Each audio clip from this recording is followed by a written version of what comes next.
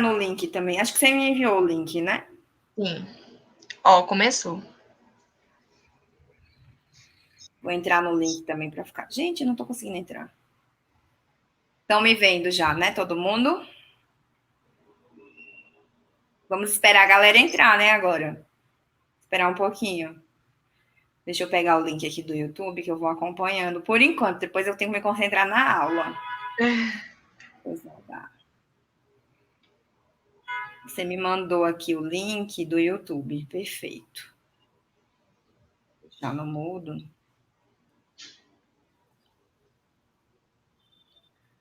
Vamos esperar a galerinha entrar. Ah, tá entrando aqui para mim.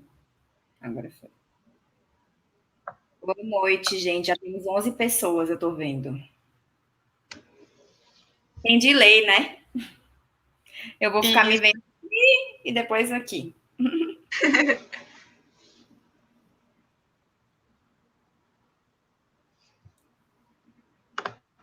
Gente, perdoem a cara aqui de cansada. Trabalhei o dia inteiro, depois academia e depois estou aqui de roupa de academia. Não, senão não dá tempo. Tô com essa cara de cansada mesmo, mas a aula vai ser, ó, top. Prometo.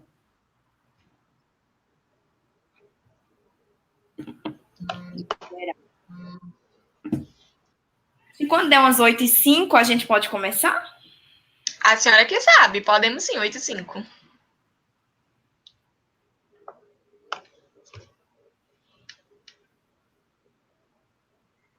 E eu vou deixar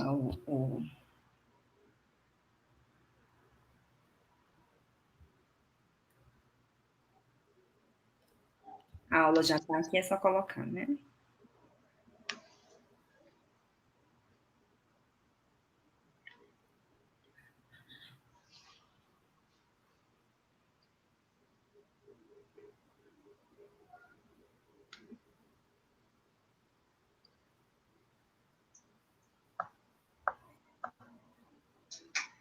Vamos lá.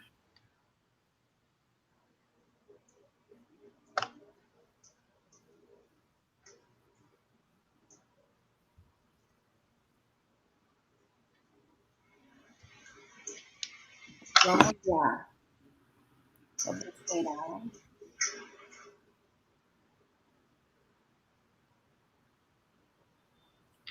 Um relógio meu tá 8h03, outro tá 8h04. Vamos ver o terceiro. Eu tenho 2 celulares aqui comigo, mais um computador.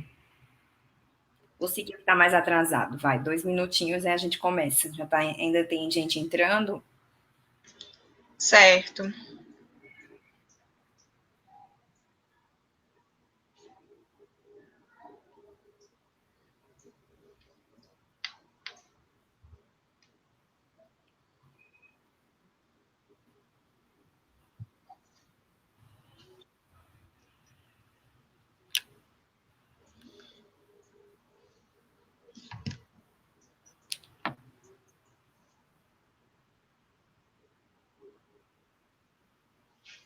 Esperar mais um minutinho e a gente começa.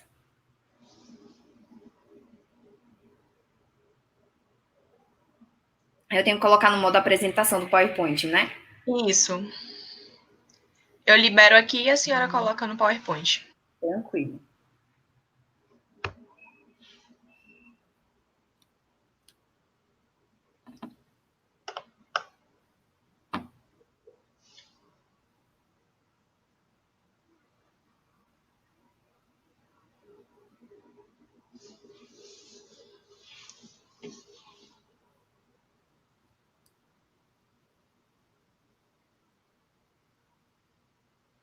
Então vamos lá.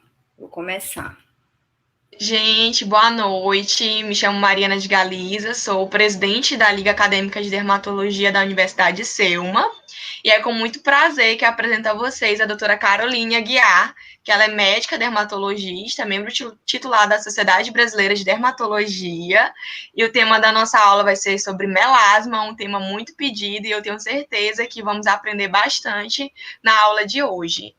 A senhora pode ficar à vontade, qualquer coisa eu estou aqui. Perfeito. Vamos lá. Estão vendo?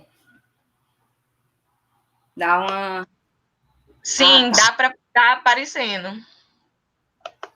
Tá com um delayzinho, mas eu tô vendo aqui também que tá aparecendo. Perfeito. Deixa eu só ver se entrou, mas acho que tá tudo certo. Já coloquei em tela cheia. Só me fala se tá na tela cheia, porque eu não tô vendo ainda essa tela cheia aqui. Já coloquei no modo de apresentação, Tá em tela cheia. tá? E que pra mim não tá aparecendo. Mas tudo bem, vamos lá. Porque aqui tá como só como apresentação aqui pra mim. Mas enfim, vou começar. Qualquer coisa vocês me avisam, tá? Se tiver alguma coisa estranha, tá? Posso começar? Posso? Não? Sim. Vou começar. Doutora, não tá em tela cheia mais, tá sem ser tela cheia. Pra mim tá assim, ó. É, pra mim também agora. Não sei por quê, porque o meu computador tá em tela cheia, entendeu? Talvez seja um problema do próprio aplicativo. Ó, eu abro aqui, coloco tela cheia e não vai. Que estranho. Será que foi agora? É estranho. Tá indo, tá vendo? Pra mim tá tela cheia, pra vocês não. E aí, o que que eu faço? Sempre dá esses problemas, normal. Tem como ampliar? Tem, posso tentar. Deixa eu só ver aqui. Eu vou tirar e sair de novo, tá? Tá. Deixa eu colocar aqui. E se eu botar nessa outra opção? Your entire screen. Pera. Vou tentar essa outra opção, tá? Tá certo. Não sei. Acho que não vai dar certo, não. Vê. Você autorizou? Coloquei na tela, mas não tá mais tela cheia. Agora eu vou botar. Vamos ver se vai.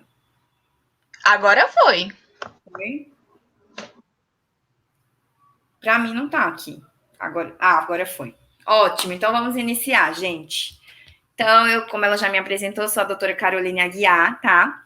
Sou médica dermatologista, membro titular da Sociedade Brasileira de Dermatologia. Vou falar um pouquinho para vocês sobre melasma, que é um distúrbio pigmentar da pele.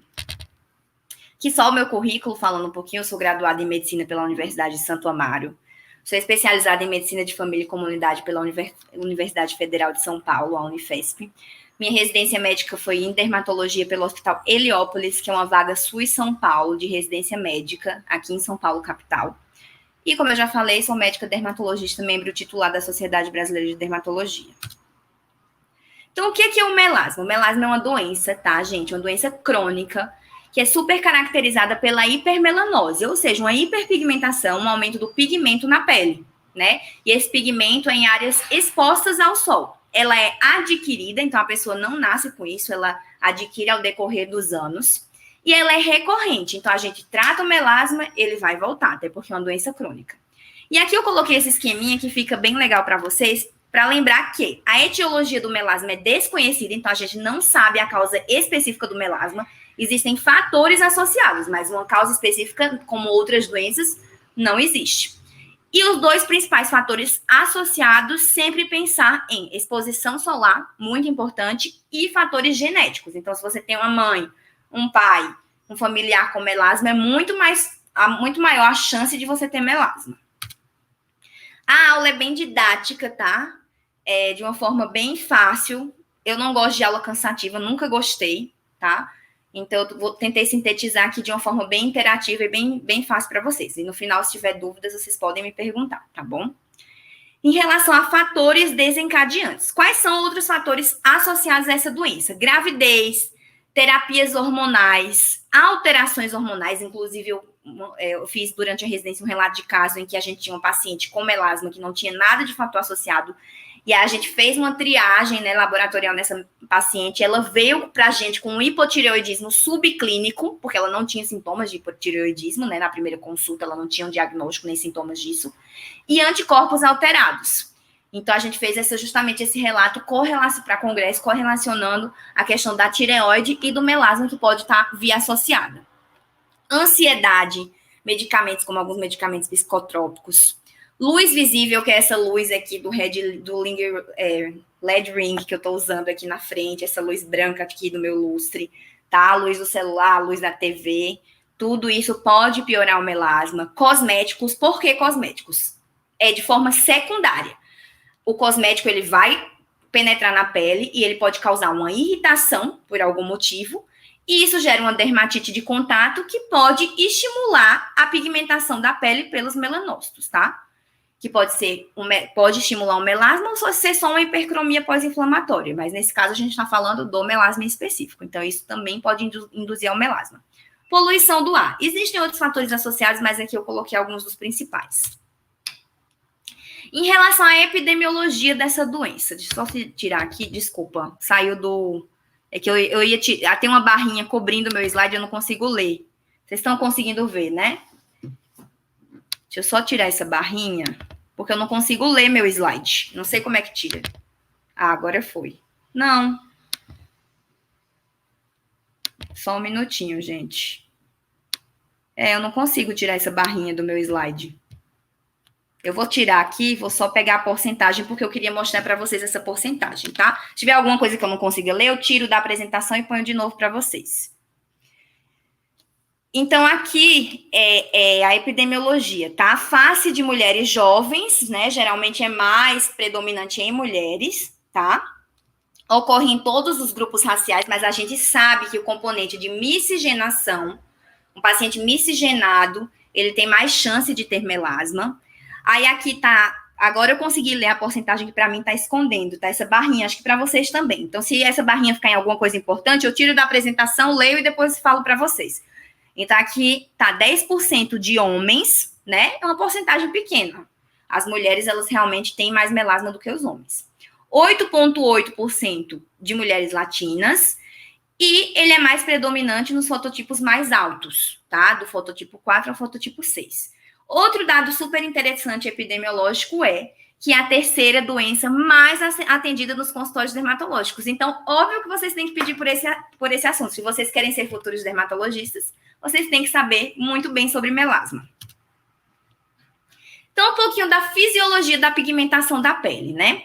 A pigmentação da pele e dos cabelos, ela é dependente da atividade da produção de melanina dentro das células que produzem essa melanina, que são os melanócitos, tá? A gente tem uma unidade epidermomelânica, tá? Na pele, que a gente tem um queratinócito para 36 melanócitos, tá? Uma taxa de síntese de melanina e tamanho, número e composição e distribuição de partícula dos citoplasmas dos melanócitos, que depende de cada paciente, tá?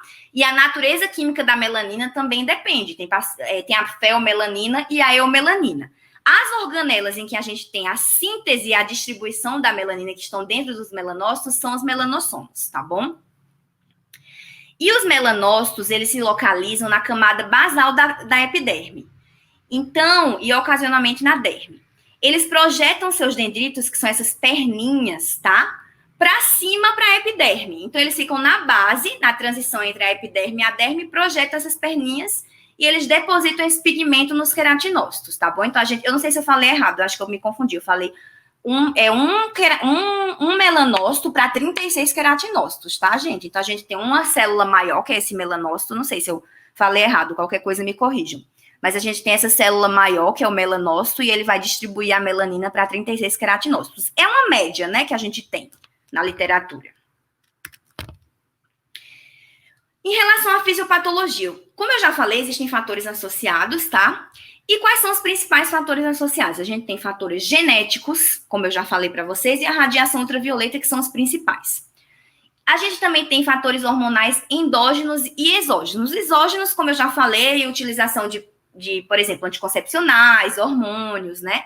E os endógenos, alteração tireoidiana, alterações hormonais específicas que podem desencadear o melasma, tá? Eu quis ir um pouquinho mais além e falar desse hormônio aqui, que é o alfa-MSH, que é a melanocortina, que ele é o principal hormônio mais específico envolvido no melasma, tá? E seu receptor também está aumentado, né? Ele pode estar aumentado nessas células que produzem a melanina, tá certo?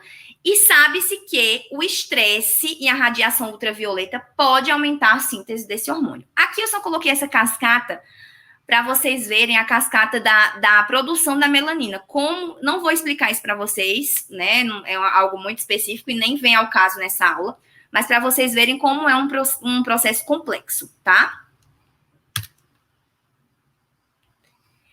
Outras coisas da fisiopatologia, outros pontos importantes que eu achei para colocar para vocês da fisiopatologia. Alterações inflamatórias endógenas e exógenas. A gente sabe que um paciente que tem melasma, ele tem uma pele mais inflamada, uma pele com maior estresse oxidativo e um componente vascular, consequentemente, maior, tá? Ele tem mais vasinhos nessa pele, não é só pigmentação.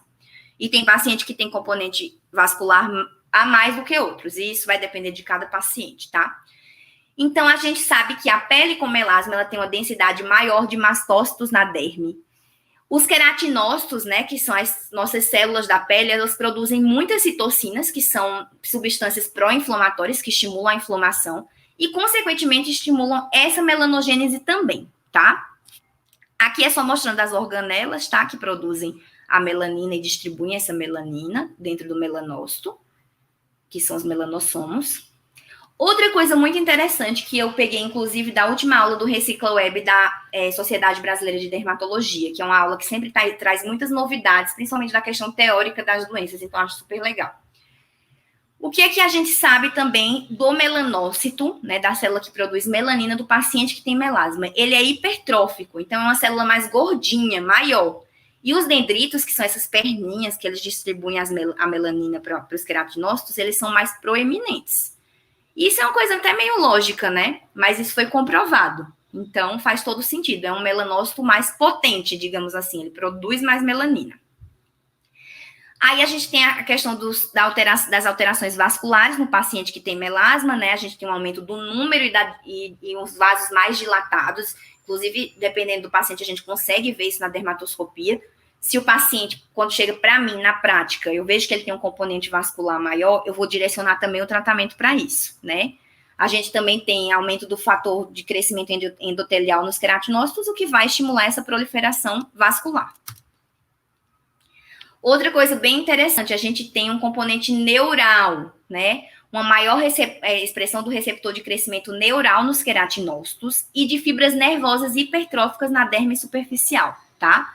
Então, isso mostra que é uma pele realmente mais inflamada. E isso também comprova que o melasma pode ter relação com a questão do estresse, né? Da poluição. Então, tudo isso dá um paciente talvez mais ansioso, pode ter, né, maior predisposição para o melasma, que tenha mais submetido a maior estresse. Isso também está associado. E outras alterações, estresse oxidativo elevado, os fibroblastos têm menos mitose na derme com melasma, então ocorre uma menor renovação dessa pele desse paciente, então ele vai ter um envelhecimento mais precoce. É um paciente que tem uma pele mais fotoenvelhecida, mais envelhecida. Agora eu não estou conseguindo ler meu slide, tá? A zona da membrana basal, ela tem um dano, né, que é essa zona de transição da epiderme para a derme. Então, ela favorece o contato maior dessa derme com os melanócitos, estimulando uma maior inflamação. E a gente tem, como a gente pode ver nessa figura da lâmina, né, de um paciente com melasma, a gente tem os melanócitos em pêndulo da epiderme para a derme. Então, esses melanócitos, essas células que produzem a melanina, eles deveriam ficar bonitinhos ali nessa zona de transição da membrana basal, mas eles acabam por invadir a derme, ficam em pêndulo, tá? O que gera, em grande parte dos casos, o melasma mais profundo, que a gente tem tipos de melasma, que eu vou falar para vocês. Então, em relação ao quadro clínico de um paciente que tem melasma, isso vocês já sabem, um paciente com manchas ou máculas, né, que não são elevadas, são manchinhas mesmo, acastanhadas, claras ou escuras, que geralmente são simétricas, com bordas irregulares, podendo ser únicas ou múltiplas. Principalmente em face, mas também pode ter em outras áreas de exposição ao sol, como áreas extensoras dos antebraços, pescoço e colo, tá? Como vocês podem ver nas fotos. Quais são os subtipos que eu acabei de falar para vocês? A gente tem um melasma mais superficial, que é o mais fácil de tratar, que é o epidérmico. Ele é o mais comum, tem maior quantidade de melanina na epiderme, então na camada mais superficial da pele, e o mais acentuado com a luz. Quando eu falo com a luz, a gente consegue avaliar esses subtipos de melasma com a luz de Wood, que é uma lâmpada que a gente usa para várias outras doenças, tá? Que ela emite uma luz com baixo comprimento de onda. E aí a gente consegue identificar exatamente onde está o pigmento, tá? O derme com a pigmentação não aumenta com a luz. Melanófagos, que são células que fagocitam essa melanina, tá? São macrófagos que fagocitam a melanina. Estão em toda a derme tentando fagocitar essa melanina sem muito sucesso, porque a doença não tem cura. O misto, a melanina, ele pode estar na epiderme e na derme. A pigmentação fica mais evidente em alguns pontos com a luz de Wood, tá? Porque ele é misto. Mas quando a gente coloca a luz de Wood, ele fica sempre mais evidente se ele for epiderme. Quando é dérmico, ele já não fica tão evidente. E o indeterminado, que é quando a gente não consegue visualizar com a luz de Wood e não sabe onde está esse pigmento. Em que casos é difícil a gente visualizar? Pacientes com fototipo mais alto, tá? Relação ao tratamento. Eu sempre falo dessa tríade porque eu amo essa tríade. Proteção solar, de preferência protetor com cor, porque tem a questão da proteção, né? A pigmentação vai ter ativos, tá? Como óxido de zinco e dióxido de titânio, que vão proteger da luz visível, tá bom? E aí a gente vai ter o filtro químico, que é super importante também, mas de preferência o paciente que tem melasma tem que usar os dois. A vitamina C, que é um ativo, ela é tópica, né? Direto na pele, é um antioxidante, um clareador, né? Uniformiza a pele, previne o envelhecimento e ela potencializa, se usada pela manhã, a ação do protetor solar. E o clareador, claro, né? Porque a gente tem a questão de lutar com... Porque o clareador a gente pode associar vários tipos de ácidos, né? E a gente vai melhorar esse envelhecimento, eu gosto da associação, e também melhorar a questão estética do paciente, tá? E óbvio que outra coisa muito importante é evitar os fatores desencadeantes. Então, em relação aos filtros solares, eu não tenho nenhum conflito de interesse com nenhuma marca aqui, mas são marcas que eu gosto e que eu prescrevo. Então, coloquei alguns exemplos para vocês, tá? Tem que ser um filtro solar com amplo espectro para a radiação ultravioleta do tipo A e do tipo B. Um fator mínimo de 30, né? Geralmente, para quem tem melasma, eu gosto de prescrever 70, associado a protetores físicos, como o dióxido de titânio e óxido de zinco, como eu já falei para vocês. Porque aí, quando o paciente também tiver contato com a luz branca, a luz azul, a luz visível, ele vai ter uma maior proteção. E é importante esse paciente reaplicar a cada 2 ou 3 horas. Então, a gente tem aqui a linha da Episol, que é uma linha que eu gosto bastante, porque tem tons para todos os tipos de pele. Eu acho que ela forma uma boa película de proteção, tá? E também tem a linha do pó, que se o paciente às vezes é meio preguiçoso, acha um saco reaplicar o líquido, eu oriento reaplicar com pó. Aplica o líquido de manhã cedo e depois reaplica a cada 3 horas com pó. E existem alguns protetores que estão sendo lançados no mercado. O mais antigo é o Vichy Clarify, mas a gente tem agora da linha da La Roche, por exemplo, também, que eles têm ativos que ajudam no clareamento para quem tem melasma. Então, você tem um produto 2 em 1. Então, é super legal. Não vai fazer milagre, né, gente? A gente tem que passar um clareador. Mas se você tem um produto que tem mais uma funcionalidade, por que não prescrever? Super interessante, né? Em relação ao tratamento farmacológico, a gente utiliza substâncias que alterem esses processos enzimáticos da produção do pigmento e também gerem uma melhora dessa mitose celular, que eu falei que ela é diminuída, né? Uma melhora desse estresse oxidativo na pele, tá? Então, o tratamento deve ser mantido por alguns meses para que se obtenha bons resultados. Isso vale para qualquer coisa, tá, gente, de pele. A gente começa a ter bons resultados na pele com 2 a 3 meses de tratamento. Quem falar para vocês que é milagre, que é antes, está mentindo, tá? Eu não engano o paciente, eu sou bem direta e reta e bem sincera, tá? A gente tem que ser sempre muito ético com nossos pacientes. Substâncias com diferentes mecanismos de ação, como inibição da atividade da tirosinase, que é a principal enzima para a produção da melanina, como vocês viram rapidamente naquela cascata. Inibição da síntese de DNA desses melanócitos, que a gente viu que são melanócitos gordinhos, que têm muita atividade, muita síntese de melanina. E redução diretamente dessa quantidade de melanina. Aqui também sem conflito de interesse. A principal associação que a gente sabe que é o padrão ouro para tratamento do melasma é a tríplice associação de um corticoide, um retinoide e a hidroquinona, tá? O ideal é associar os 3, tá bom, gente? A não ser que tenha alguma restrição. Aqui um exemplo de marca que eu prescrevo, né? O Hormon Skin. E tem o Cisteamine. O Cisteamine também é um novo ativo Eu tenho tido alguns bons resultados, mas irrita um pouco a pele do paciente, demora muito, e é comprovado que ele demora pelo menos 12 semanas para ter resultado, e a gente vê isso na prática, tá? E alguns pacientes a gente não tem bom resultado. Então, eu ainda fico, no último Recicla Web da Sociedade Brasileira de Dermatologia, foi enfatizado que a tríplice associação em casa ainda é o padrão ouro para tratamento do melasma. Tem a cisteamina, que também tem sido considerado como padrão ouro, mas tanto na teoria quanto na prática ainda não é o super padrão ouro, digamos assim. O super padrão ouro seria essa tríplice associação, tá?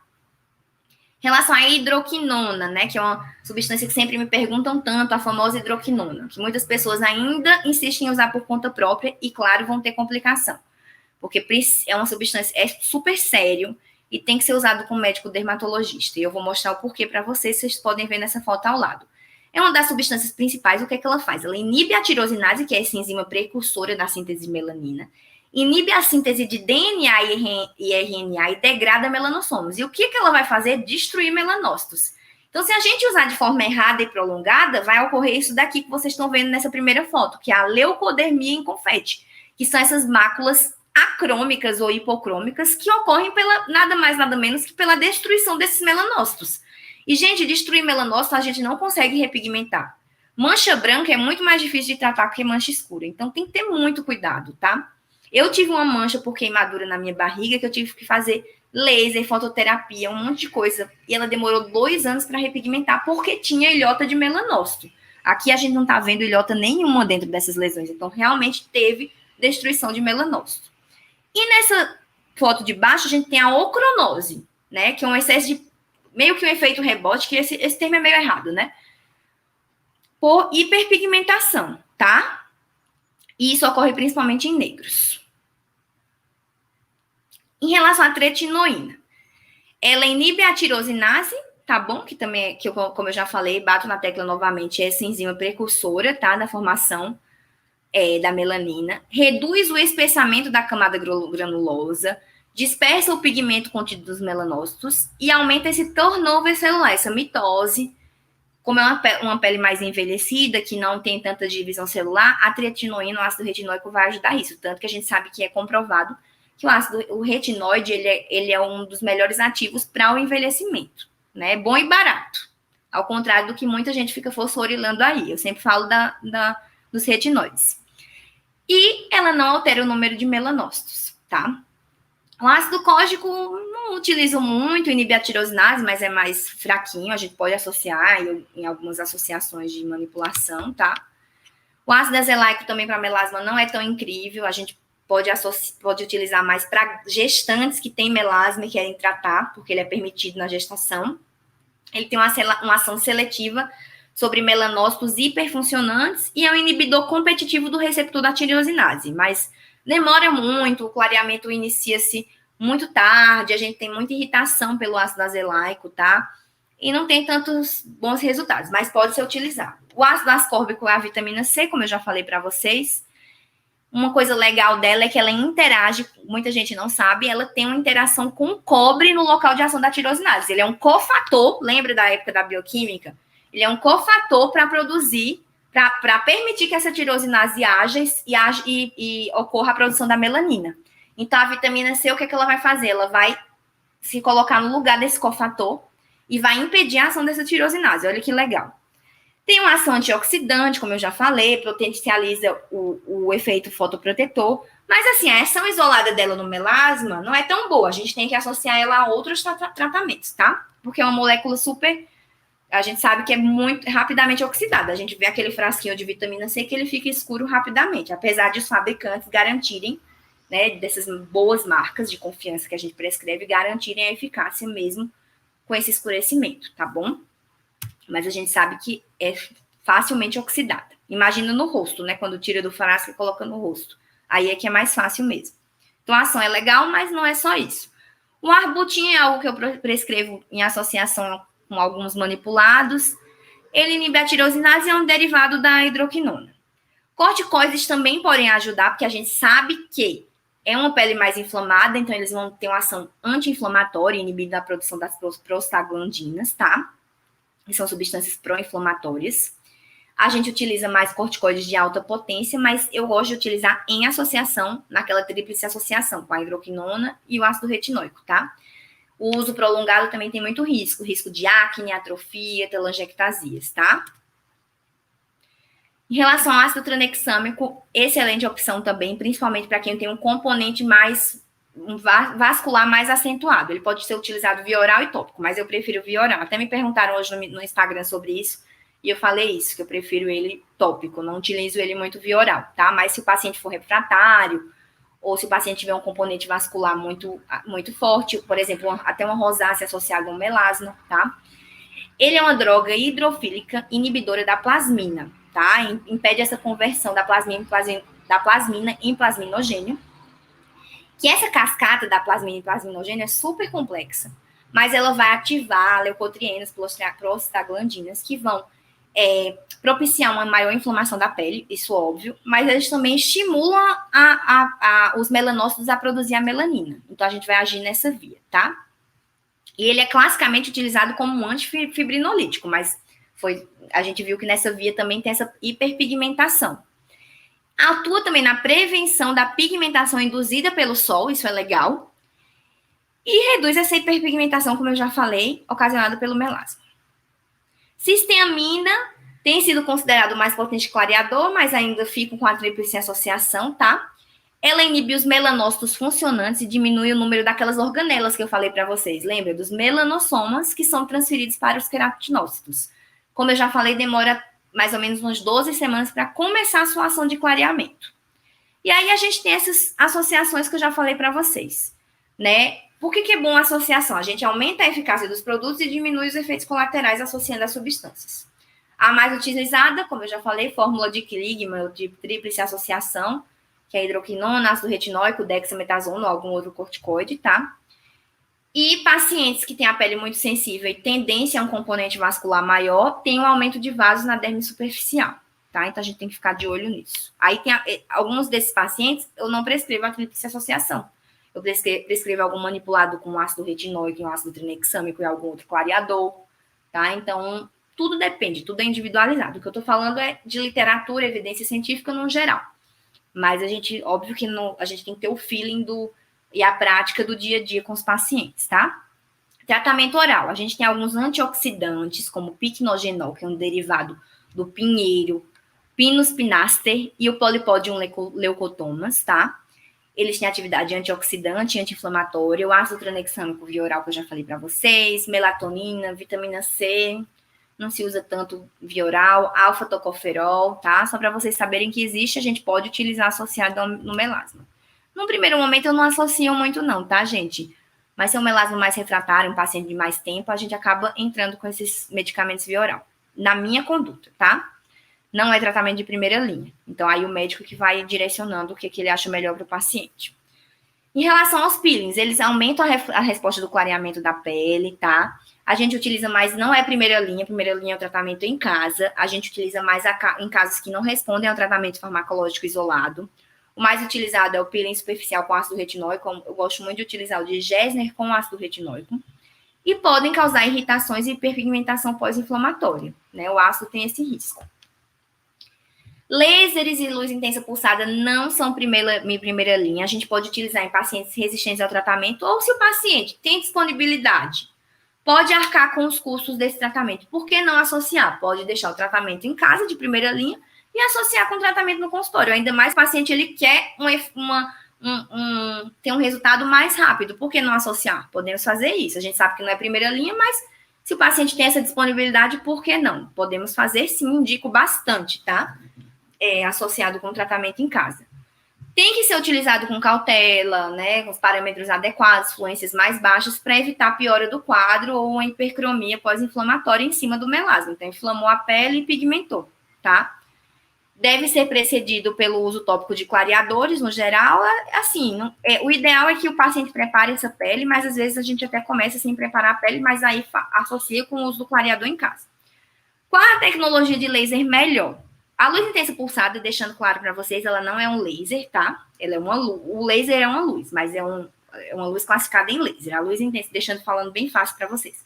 A luz intensa pulsada, ela não é um laser, é uma luz que a gente utiliza filtros de comprimentos de onda específicos para pegar aquele pigmento. Por que ela não é tão boa? Porque ela, como esses filtros eles não são tão específicos, eles podem pegar outras coisas ao redor do que a gente não quer que pegue. Então, tem maior risco de inflamação ao redor, a gente não vai pegar tão bem esse pigmento.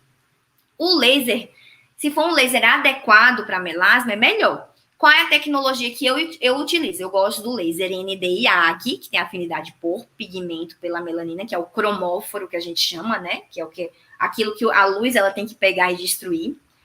Q-switch. Que tecnologia é essa Q-switch? Vou falar de forma bem fácil, até porque vocês nem precisam saber disso agora, tá?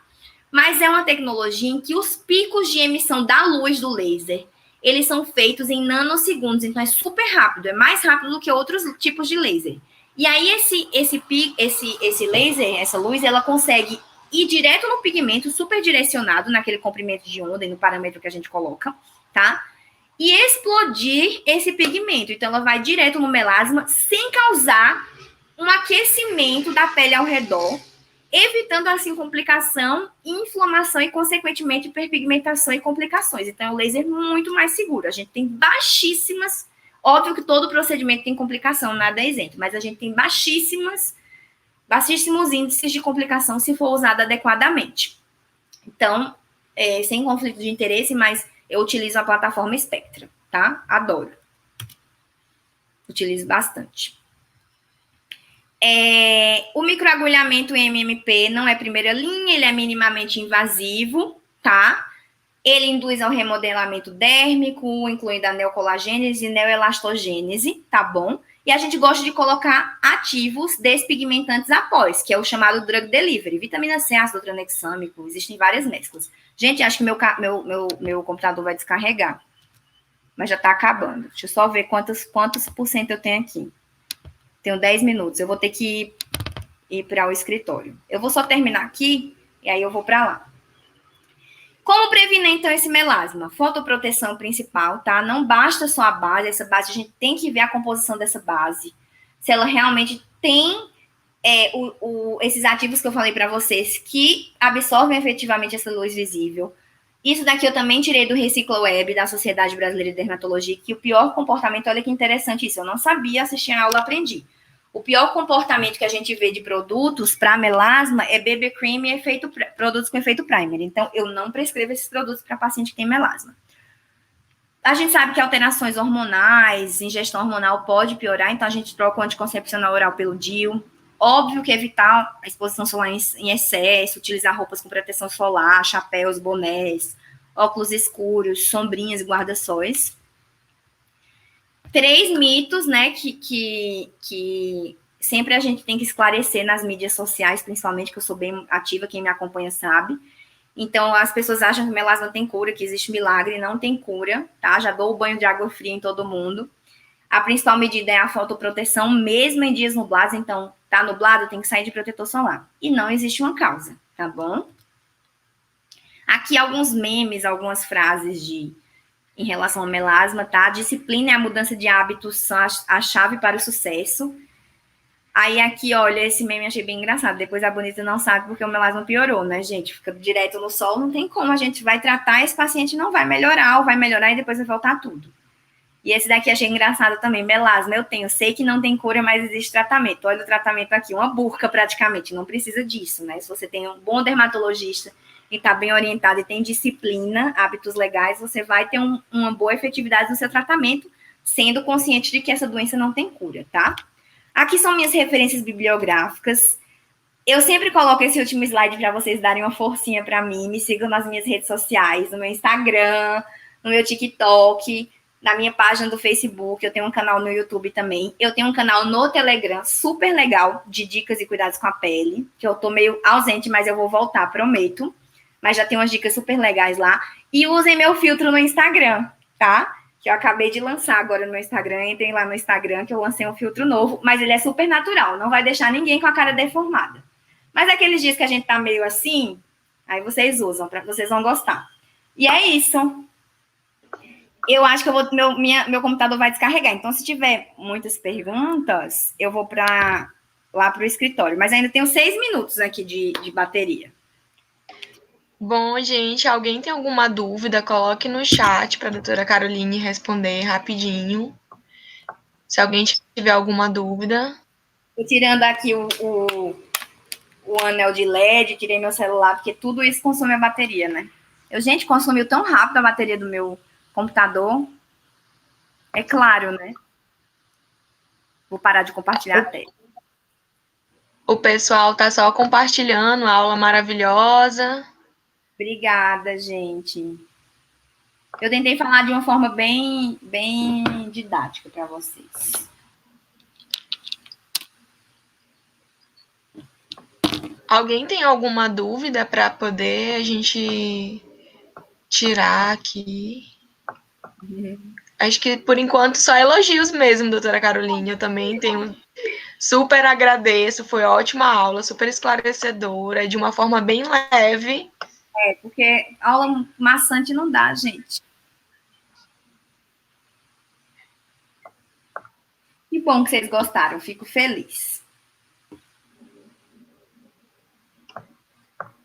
Eu acho que ninguém tem dúvida, não. Tranquilo, perfeito. Então, eu vou me despedir de vocês.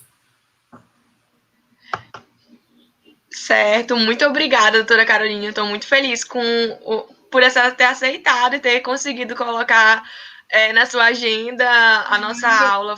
Eu estou muito grata mesmo. Fico feliz. Foi um prazer. Então, tá bom, gente. Muito obrigada pelo convite. Um beijo. E me acompanhem lá, principalmente no Instagram, que é onde eu sou mais ativa, sempre tem dicas. Certo, obrigada. Tchau. Tchau.